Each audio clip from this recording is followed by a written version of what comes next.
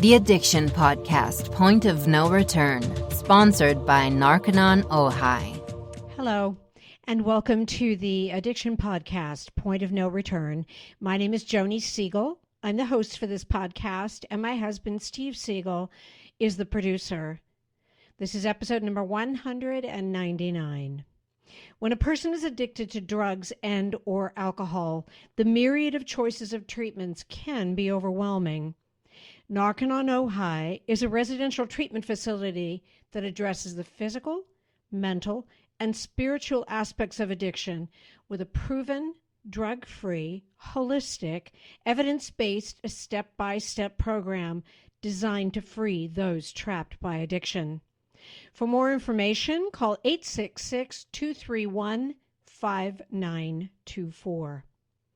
As I said, this is episode number 199. We are a month into 2021, and I sincerely hope that this is the year that you make the decision to either become clean and sober yourself or to help your loved one become clean and sober. I don't want to have any more people experience what our interviewee today experienced. We're going to be talking to Mary Burns.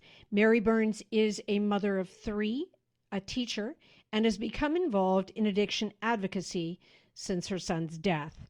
She helped spearhead a walk called Changing the Face of Addiction to help change the stigma of addiction. She also brought her advocacy to her local state senator and addressed the New Jersey Senate Budget Appropriations Committee about the need for a change to the addiction treatment protocol. She recently published a book called Saving Eric. Her book tells the story of a strong bond between a mother and her adopted son, and the son's struggle to free himself from the demons that led him to addiction. It is about a mother who would not give up, who nursed her son through mental illness and ultimately through drug addiction. It is about the grief that envelops her after losing the battle to save her son. Without further ado, let's talk to Mary Burns. Mary Burns, thank you for being willing to share your story on our podcast today. I'm going to do my best to make it through and not be emotional, but yours is a mother's story, yes. And I'm a mother. So there you go. So your son, Eric, how did he get started on drugs? Tell me his history with drugs. I think he started probably in 8th grade. And I think he was just having fun with his friends. They started drinking beer. And then I think the marijuana came a little later. I'm presuming 8th grade. I didn't really ask him for all those particulars, but that's from conversations I've had, that's when I think he started. And I think it was just sort of a fun thing, which I think a lot of kids do when they're that age, 8th grade, high school, they start to experiment with alcohol, and then marijuana usually is experimented with by many. I'm not going to say everybody, but so he was, I think it was just somewhat typical of that age, but yeah, that's how we got started. It's interesting. Okay, so Eric's story is perhaps a bit different than some of the people we've spoken to, because it doesn't sound like he had a bad childhood or he had any kind of major trauma in his life, and it was more of a just experimentation thing. Well, I'm not really sure about that. I don't know if you want to know, but my son was adopted. So I read that, yes. Yeah, I think that was somewhat of an issue for him. Towards the end of his life, when we talk about things, he does start to say that maybe it is a little bit of a problem, but he would never admit to it. So I think that had a lot to do with why he became addicted. I think he suffered from a lot of internal pain. At some point in high school, I think towards the end of high school, he was diagnosed with bipolar disorder. So he went through, episodes of depression and mania, of course. Right. But I think his adoption, which for some might be considered early childhood trauma, I think he felt rejected, given away, thrown away. So I personally think that I would have wanted to have gotten into more detail about that with him. But of course, I didn't have the amount of time that I thought I had left. So, but that's from my perspective, I think that had something to do with it. But otherwise, he had a beautiful childhood. He was a How old was he when you adopted him, Mary? He was 5.5 months old. Oh, And wow. he always knew he was adopted. I mean, he's South Korean, so he didn't look like me or my husband. So it was Okay. very evident that he was adopted. He had a sister that was also adopted from South Korea. So, he seemed very comfortable with himself. He seemed very comfortable with us as a family. But once high school hit, it just seemed like everything went haywire. And I don't really understand. I don't know if it was the mental illness that was there that showed itself at that point, because he was really good until the end of freshman year in high school. Things really got very much out of control for Did him. he graduate to other drugs then in high school? Not in high school. I don't think well, I'm not sure. Again, Okay. questions I wanted to ask him. I think it Right. was mostly marijuana. I think that is what he told me, but I think towards the end of high school they were experimenting with other things. Exactly what, I don't know. I don't believe he became addicted to drugs until the year after he graduated high school. Because in the following June, he asked me for help because he said he became addicted, and he asked for help. So within that, I'm going to say he might have been addicted 6 months. That's my thinking, but of course I never got that confirmed.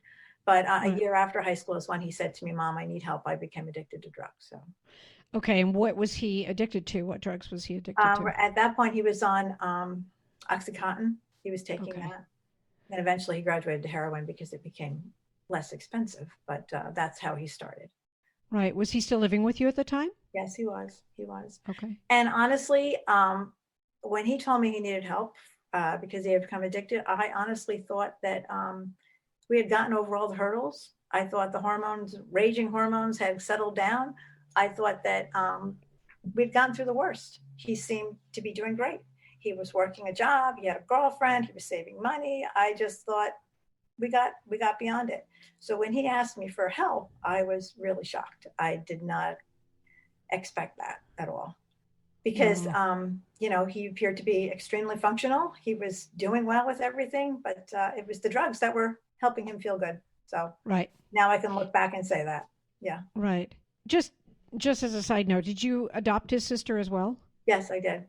And then he's Okay. got we had a biological child as well. So he has an adopted sister, but they're not biologically related. Then he has a brother as well. I got it. I got it. So he was what, 19 when he told you he needed help? Um, I would say, yeah, about 19, just under 19, I think. Yeah. Yeah. Okay. And then what did you do to get him help? What kind of Well, treatment did you get? it was interesting. I really had never ever dealt with addiction issues before, so I really didn't know what to do. So the first thing I did is I went turned to the yellow pages and called some people, and they were very helpful. And then I, of course, called my insurance company to see, what would be covered. And the insurance company wouldn't give him. I wanted him to go to an inpatient treatment facility immediately, and they wouldn't allow that. So he had to go to an outpatient facility. And before we even get there, though, I brought him to a hospital with a detox unit, and they told Okay. me that he wasn't addicted enough, and they sent us home. His drug Okay. problem I, wasn't bad enough. I was going to say he's not addicted His enough. drug problem I wasn't bad enough. They said the insurance company would not um, allow for him to be admitted. They would not pay for his admittance or approve it.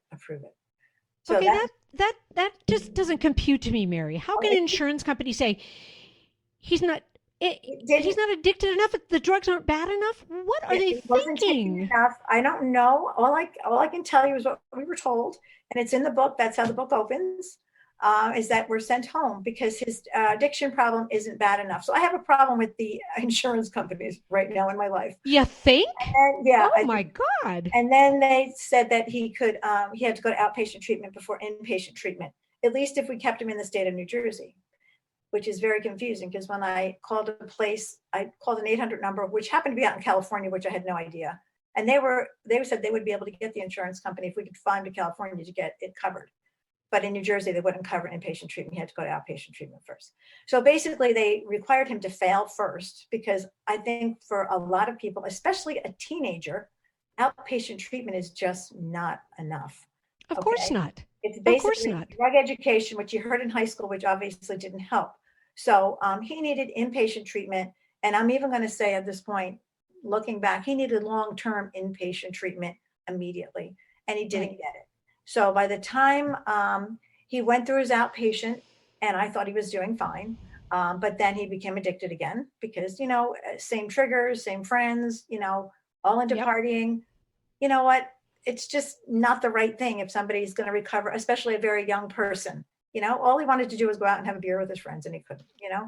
Right. And so then we were finally, after a very intense time, finally able to get him into an inpatient treatment program, but that was in November. So he asked me for help in June, and it was 5 months later where I was finally able to get him to where I thought he should be. But it was only a 30-day program or a 28-day program. And of course, that was not enough. And I don't believe that a 28-day program is enough for most people. And if I don't either. people do not have responsibilities, let's say there's somebody that has a job, supporting a family, if they are able to do at least 90 days of an inpatient treatment program, that should be the first step in recovery, after detox. But of course, that didn't happen with my son. So we go in and out of recovery. He came home from his first inpatient treatment in December. By March, he was addicted again. We sent him to another program. We kept him down. He was in Florida for that one. We kept sending him far away so nobody could, buy him a plane ticket or a train ticket, because we didn't, we wanted him to stay where he was. Right. And he always did amazingly well in treatment. And he was always willing to go when the time came where it was like, Eric, you need help, But anyway, so then we kept him in Florida and we sent him to a halfway house, which was horribly run. And it's terrible. I mean, I don't like things to be overregulated, but it seems like if you're opening up a halfway house, you should have the right kind of people there and the right facilities. So that was 4 months wasted. And then he came back and I thought he was going to do great. He was determined and he stayed. So he stayed in recovery for a couple more months, but then he fell backwards again. Every single time that he came back or came out of treatment, he wasn't ready.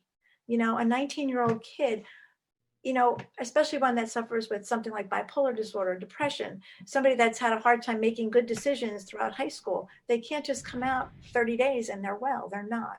It's like putting a Band-Aid on a cut when somebody needs a tourniquet, Yep.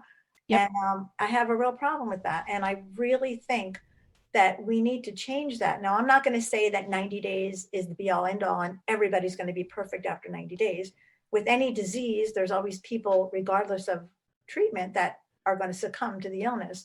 But I think it gives most people a much better possibility of recovery when they've given the right tools. You can't just... Well, way better than 28. I mean, let's face it, addiction it's physical, that's true, but it's also mental, it's also spiritual.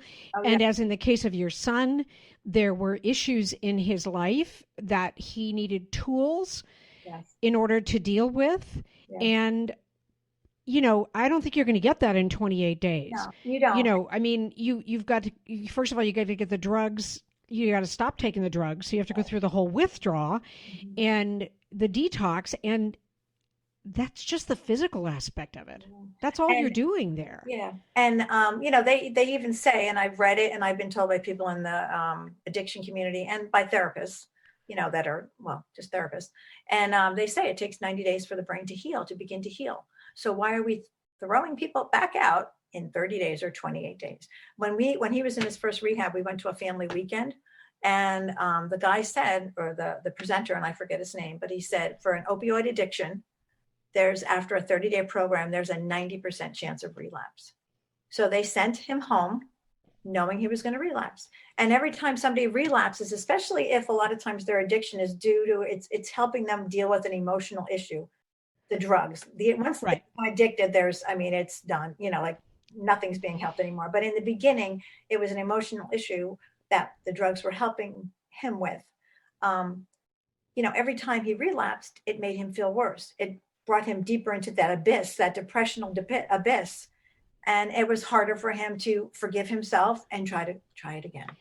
Yeah. So drugs let's face it, Mary, drugs are the solution to the problem. There's a problem that exists before the drugs, as you were saying. And so then the drugs become, how do I deal with this problem? But then I totally see it, that then there's the guilt. Mm-hmm. And then the drugs can somehow mask the guilt. And every time there's a relapse, there's more guilt. There's more, More my guilt. family has spent all this money and all this time and all this effort to get me clean and sober, and I've just Yeah, messed and up a feeling again, of you know? guilt failure too. I mean, he Yeah, kept yeah, feeling yeah, yeah, like he was a yeah. failure, and every time he relapsed, it happened. That feeling. It just made it harder and harder for him to pull himself up to try again. So I just really think, and I was hoping my book would sort of almost start that conversation, because I think a lot of people, in the addiction community is like, well, there's all different ways for people to get well. And I agree, but is there something that works best for most people? Like, like, I don't think we know that. And some days, some people AA works, but a lot of people it doesn't work. I was just reading there's like a 30% success rate or something like that, or even lower than that. Yep. It's not that high. And it's great. I'm not saying it's not a good thing, but it's got to be something added to it. And a teenager especially, they need more support. They can't be just thrown back into their house with the same triggers, with maybe the same friends, and even though you encourage them to maybe make new friends, and he did to a degree, you know what? He's 19 years old, Right. He needed 2 more months at that inpatient rehab at least, and then maybe a good halfway house or sober living community, which Yep. We couldn't get, and a lot of people like me, if you're faced with I'm going to say it's about $20,000 a month approximately for a rehab, you're going to go to an insurance company to say, okay, what's covered, and with me not ever really having experience with addiction, I thought, okay, my son made a mistake. He got addicted. Okay, let's give him the 30 days and he'll move on. But addiction doesn't end so quickly. It's not so easy. So No. unless you live through it, you really don't understand that, I don't think. And I think that's another reason for the book, is that I think people need to understand. They need to understand how difficult it is. And I'm not looking for sympathy or sorrow. That's not why I wrote it. I just don't think that people, and I think some people even in the helping industry, if they haven't lived with it, very close and personal, they really don't understand the difficulties of it. And I think you're absolutely right. And I think the reason why, because my husband and I, we don't have a child or a loved one who's addicted. Okay. So people have asked us, why did you get involved with it? Well, because it's a problem and it affects all of us. It doesn't just affect you because it was your son. The fact that your son died affects me. That's the truth of it. But the way we've learned a lot about it is, by working with our sponsor. We've been sponsored by Narconon pretty much since day one. And their program is not a 28-day program. Yeah. And it takes as long as it takes with the people who are there. And it's not easy. And there are some, I think we've talked to some people who've been at that program for 6 months. And, it doesn't cost them any more to stay there 6 months than it does 28 days. And I think that one of the problems that you're running into with insurance companies is, it's a lot of it's about the money, Mary, whether we're talking about Purdue Pharma and their drugs, or whether we're talking about the insurance company. If they pay for 28 days and your son goes out and relapses, guess what? He comes back and they pay for 28 days. Again, it's like. Not really, because the second time around, they only wanted to give him 10 days. So if he couldn't get well in 28 days, how was he supposed to get well in 10 days? And I guess a major issue that I had is if my son had cancer and he needed a year's worth of treatment to cover chemotherapy and radiation, which takes about a year, often 9 months to a year, he would have gotten it. And I'm told that chemotherapy runs in the 6 figures, like cancer treatment. So why weren't they, he was 22 years old, why weren't they willing to spend 6 figures on him to save his life, when they would have if he had another disease? You are listening to the Addiction Podcast, Point of No Return. For more information on the podcast, or to reach out if you have a story you would like to share with us, go to our Facebook page by the same name, or you can email us at theaddictionpodcast@yahoo.com, or go to our website, theaddictionpodcast.com, or call us at 727-314-7080. And please remember to subscribe to our podcast wherever you listen to podcasts and give us a 5-star review. For more information on our sponsor, Narconon Ojai, visit their website at narcononohai.org. That's NARCONONOJAI.org. Or call 1-866-231-5924. That's 1-866-231-5924. Sometimes, the hardest thing about getting someone into recovery is getting them to agree to treatment. Bobby Newman, a certified drug counselor with 30 years experience and an over 85% success rate as an interventionist, has created a series of 12 videos that you can use right now to learn every step to get your loved one to agree to treatment. Call 1-833-918-0008 today and say the word podcast to get a 10% discount. Or go to newmaninterventions.com and type in the word podcast for a 10% discount. This service comes with a free 1-hour consultation with Bobby. Because it's not understood, and because still there is the reality on the part of a lot of people that he should just be able to stop on his own. And it just shows such a misunderstanding of addiction, what it is, how it affects the person, how it affects the body, the whole thing. And people don't understand it. And they think, oh, he should just stop. He should just say no. Yeah.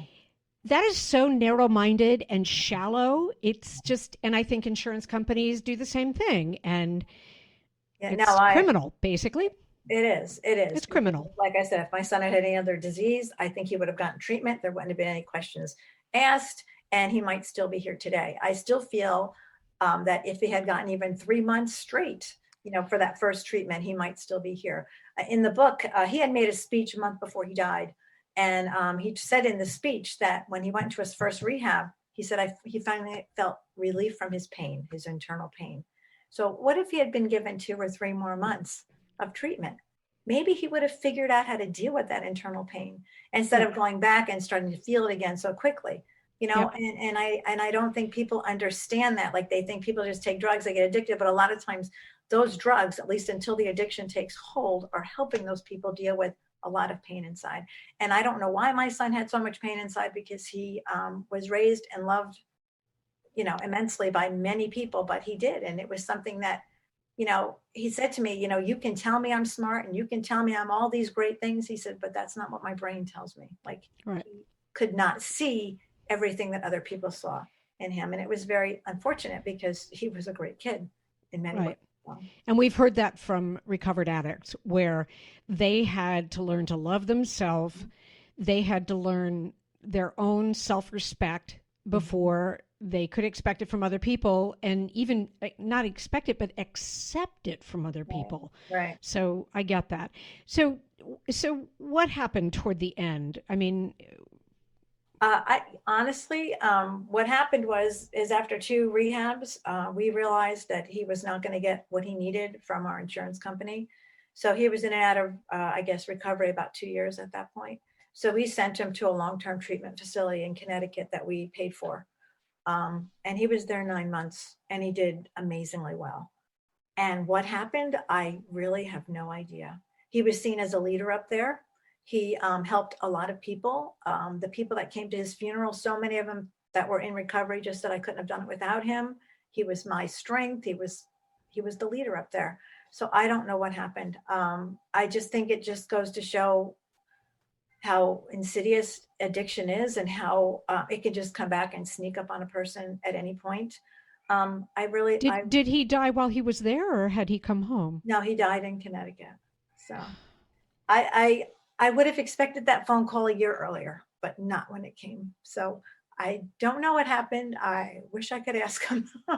There was a girl in his life that I had met once, because a tree was planted in his memory about 9 months after he died. We went back up to Connecticut. No, it was about 7 months or whatever. But anyway, after he died, we went up to Connecticut. I was introduced to a girl that had befriended him. And I don't know if she had anything to do with it, because it was just very strange. She was never, I would inquire about her later on to his friends, and nobody knew who she was. So she sort of came into his life, he died, and then she disappeared. So I don't know if they struggled together, or if she encouraged him or tempted him. I don't know. Did he die of an overdose, Mary? Yes, he did. Okay. And I couldn't believe it. I had to wait to see the autopsy report. I thought maybe he had a brain aneurysm or something, because he was home 4 days before he died.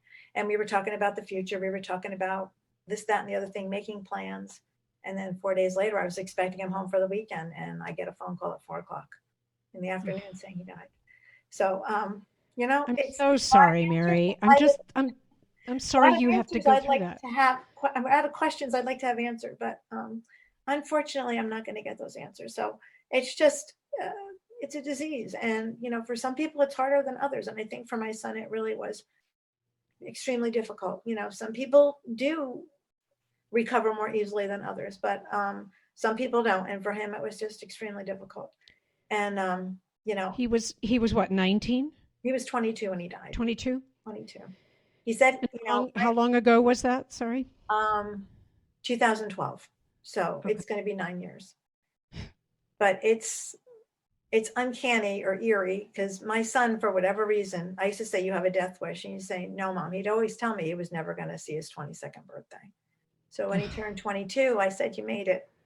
And then he died, 6 months later. So it's crazy. It really is. I'm just sorry you had to go through that. Thank you. Mother's worst nightmare. Oh, absolutely. Yeah. Anyway, so You wrote the book.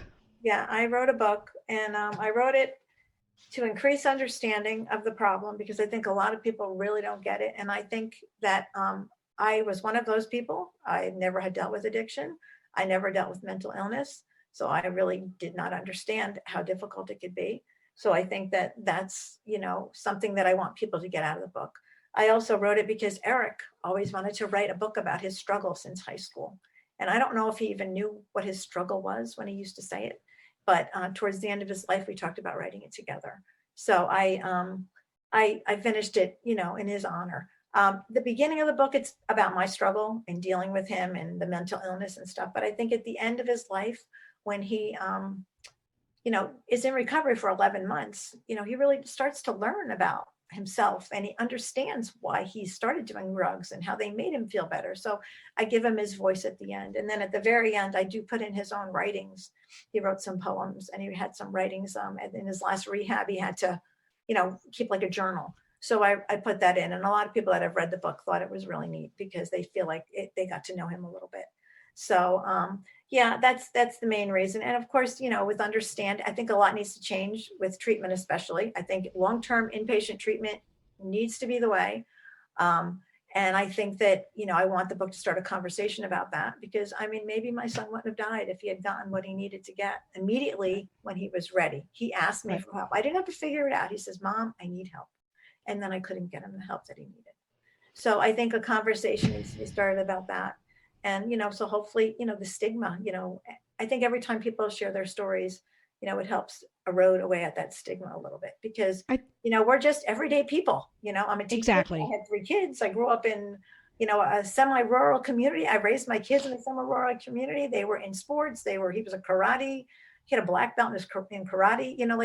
I was just everyday person, and if it could happen to my family, it can happen to anybody, It's true. We talk about it all the time, about the stigma and the fact that because of the stigma, people don't get treatment when they need it, because addiction doesn't know any religious boundaries or any economic boundaries or race or anything else. And this is the thing that has been brought home to Steve and I over and over and over again. When we talk about addiction, we're not talking about the dirty homeless guy under the bridge. Yeah. We're talking about the young man like your son, who is well educated and had a good childhood, but was dealing with problems for which drugs became the solution. And then to not get the treatment that he needed. It's just... Because I think he could have found a way out of his problem, his depression, or whatever was bothering him, if he had gotten the right treatment. I had brought him to therapists and psychologists,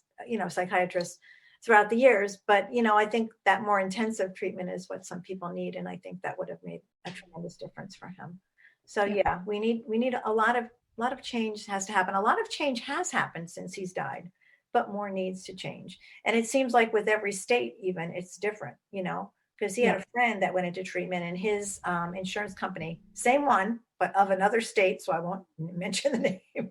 Mm. And he got 11 months of treatment paid for. And my son got 1 month, and then we had to fight for another month. We had the otherwise give him 10 days. He had to go to inpatient treatment, outpatient treatment first, which was a waste of everybody's time and Useless. money. Yep. And Useless. and twice he got turned away from detox twice.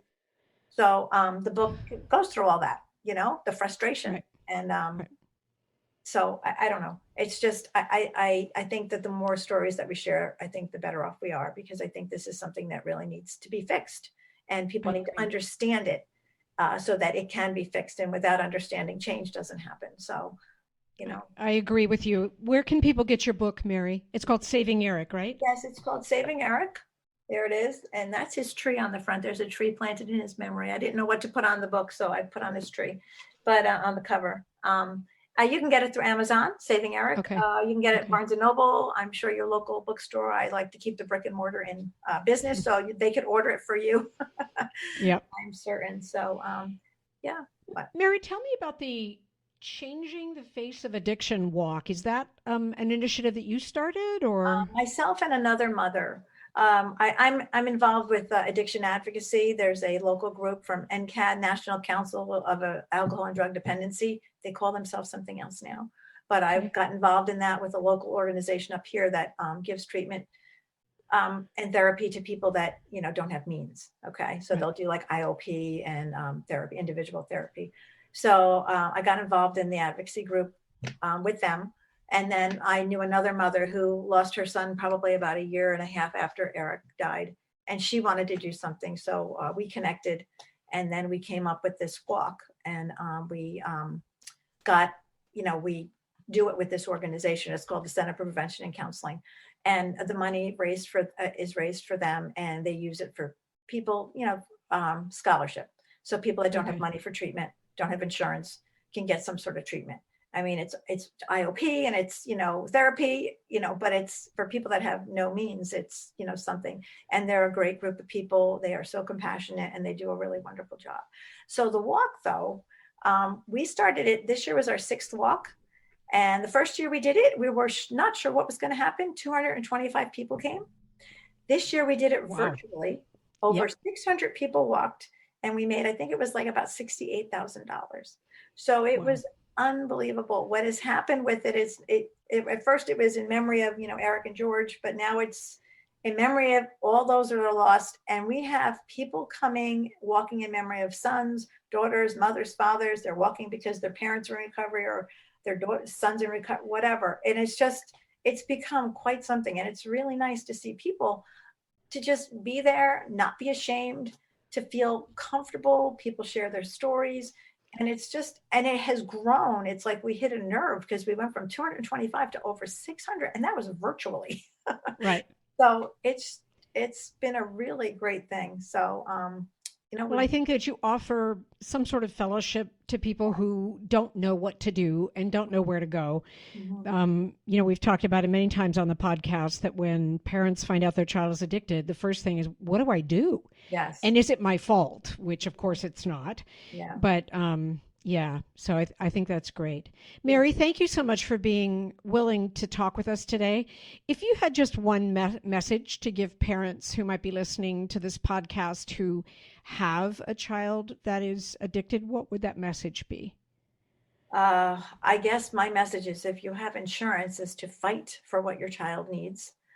If there are laws in your state, there might be laws on the books that require insurance companies to give, treatment, or a certain type of treatment, or you can, what is it?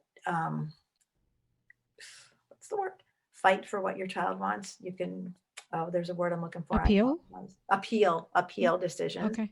So Okay. to do that, and just, get what your child needs, and I don't know what else to say. Just love your child, because in the end, they need to know they're loved. I mean, that's the one thing I have to take with me, even after Eric died, is that I knew he was loved. He knew he was loved, and he knew how to love other people. So you need to just support them. I mean, they're your kid. You want them better. Now, you can't enable them. I mean, there's a fine line. It's hard, but you have to love them, and you have to try to do the best you can for them. That's all. And try to get them the treatment and fight for what you think they need. So I think that's a good message. Don't take no for an answer. If your insurance company says no, go Yeah. back to them and say that's not good enough. Yeah. And appeal if you have to, because there Yep. are organizations in every state, departments that will take up that appeal. Yep. Because I did not know any of that. I really went into this completely blind. And oftentimes when you have a child that's addicted, sometimes you're in reaction mode. You're in crisis mode when you have to make these decisions, and That's you right. don't, and your emotions are you're just so emotional at this point because you've been going through a lot with this kid, and you're not thinking straight. You don't know really where to turn. So take a deep breath and try to really figure things out, because it's difficult. It's very difficult. So. Yep. Thank you, Mary. Thank you for being willing to talk to us today. I know that your story is going to resonate with people, and you bring a slightly different angle to it with the whole insurance thing. I am enraged by the insurance company's response to helping your son. And I hope that there are people listening, and if they're getting that same response, that they know that they need to appeal it and make a big stink about it, because that's completely unacceptable. Yeah. Now I think we need to start screaming, because people deserve treatment, and they deserve treatment that works. 30 days doesn't work. We pretty much know that. So why do we keep using the same model? Let's try something new. So, exactly. Yeah. Thank you so much. Thank you for being with us today. Another mother's tale, and yet one that I think brings a different perspective to the problem. I mean, not only did she have to deal with her son's addiction and the nightmare that presents, but in trying to get him help, she has to deal with an insurance company that won't help. If an insurance company is not going to ensure that someone like Eric gets the treatment that he needs, why have insurance? I mean, I know I sound flip when I say that, but it breaks my heart that when you have a young man like Eric who wants help and he can't get it because the insurance company won't pay for it, or he's not addicted enough, the drugs are not bad enough. I'm sorry. I don't get it. I mean, I do get it, but it enrages me. I'm not happy about it. So we'll be back again next week. And I think that Mary made a really good point. If you have a loved one who's addicted and your insurance company is giving you the runaround, you need to fight. You need to fight. You need to appeal and threaten and scream and yell and shout to get the treatment that your loved one needs. There you go. We'll be back again next week. We are a good month into 2021, and we'll be back again next week with our 200th episode. So please join us again for our next interview. You have been listening to the Addiction Podcast, Point of No Return, sponsored by Narconon Ojai. For more information on Narconon Ojai, call 866-231-5924 or visit www.narcononohai.org. Narconon is a non-12-step rehabilitation program based on the works of L. Ron Hubbard.